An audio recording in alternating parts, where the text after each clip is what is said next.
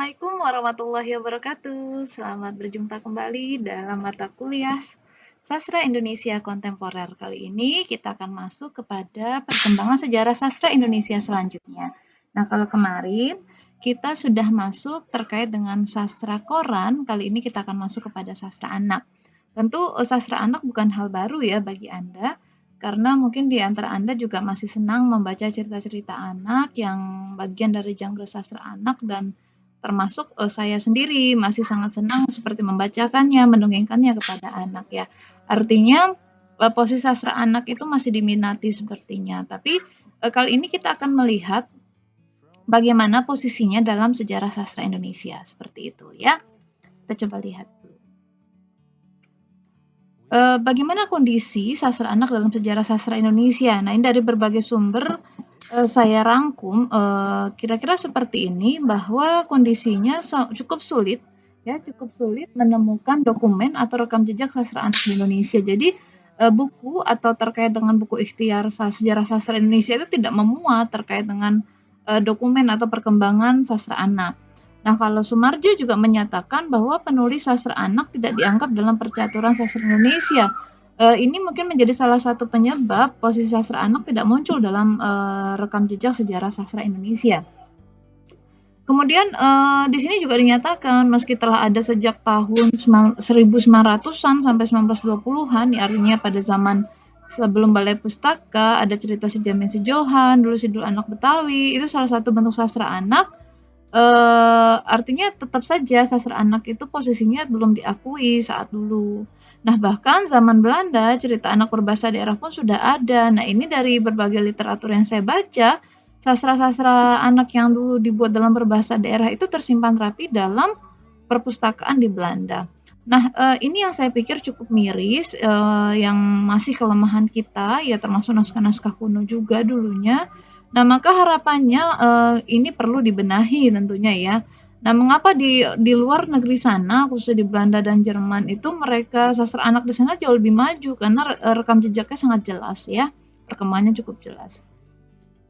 Nah, kalau kita ingin lihat definisi sebenarnya sastra anak itu apa ya? Ini kan sastra anak, nanti kalau Anda belajar secara teori sastra juga ada ya.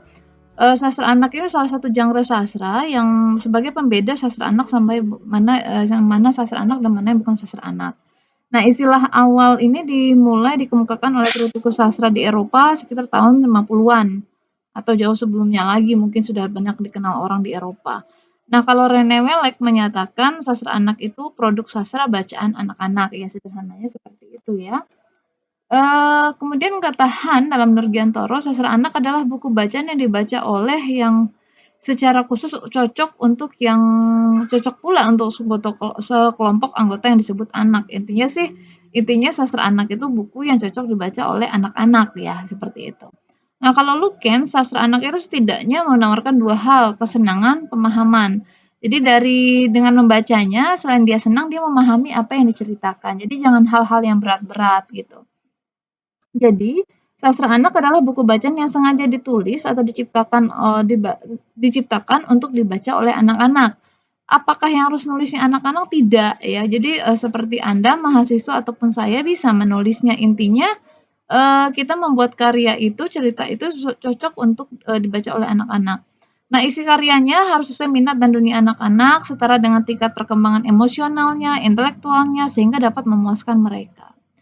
Nah, ciri-ciri sastra anak itu apa? Dilihat dari tokoh utamanya, anak-anak, menghubungkan ide, tema, dan bentuk sederhana, berisi ajaran moral, kalau kata Obi. Kalau kata Han, cerita anak itu harus memberikan informasi tentang pengalaman hidup dan nilai moral dalam menjalani kehidupan.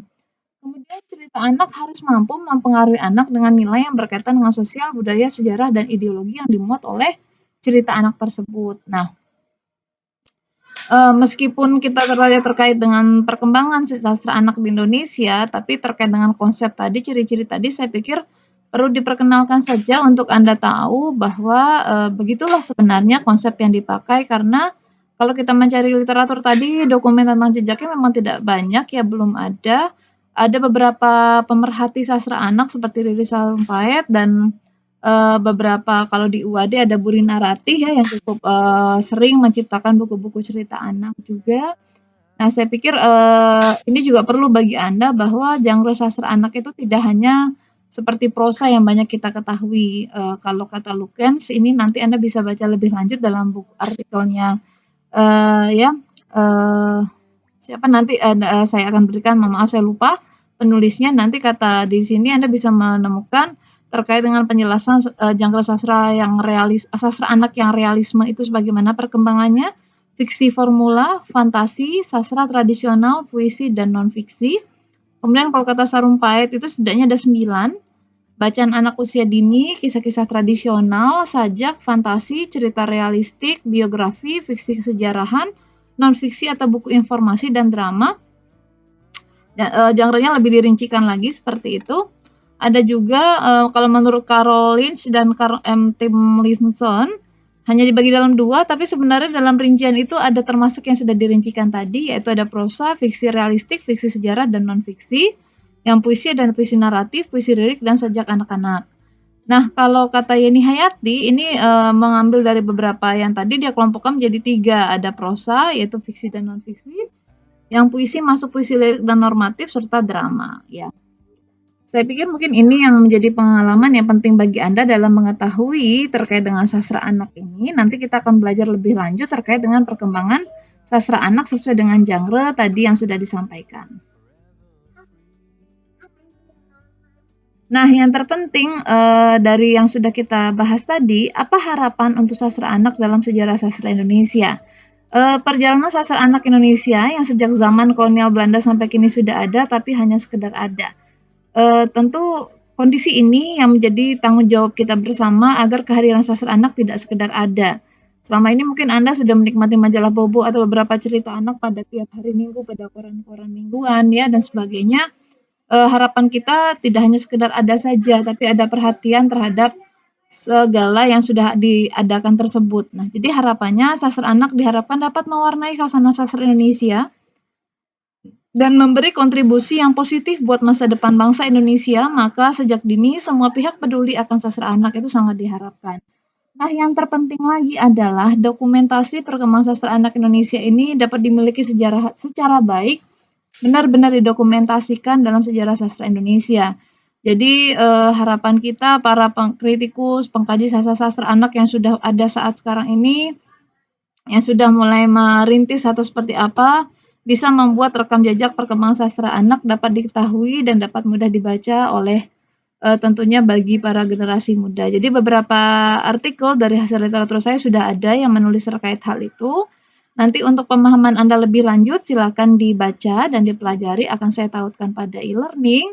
Nah, untuk penguasaannya lebih lanjut untuk memahami terkait dengan sastra anak ini kita akan berdiskusi dan membaca beberapa dokumen-dokumen atau artikel-artikel yang membahas terkait dengan perkembangan sastra anak di Indonesia. Mungkin itu yang dapat saya sampaikan untuk pengantar untuk memahami materi sastra anak pada materi ketiga ini.